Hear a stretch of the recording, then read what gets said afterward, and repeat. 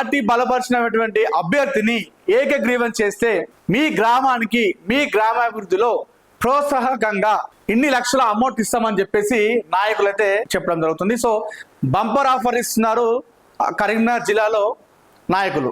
ఇది తెలంగాణ వ్యాప్తంగా చూసుకుంటే ఎక్కడ లేని విధంగా కరీంనగర్ జిల్లాలోనే ఇది ఎంత జరుగుతూ ఉంది. మొన్నటికి మొన్న కరీంనగర్ ఎంపీ బండి సంజయ్ మన ఒక ట్వీట్ చేయడం జరిగింది. ఆ ట్వీట్లో గ్రామ పంచాయతీ అభివృద్ధిలో వచ్చేటువంటి నిధులన్నీ కూడా తెచ్చేది ఇచ్చేది కేంద్ర ప్రభుత్వమే.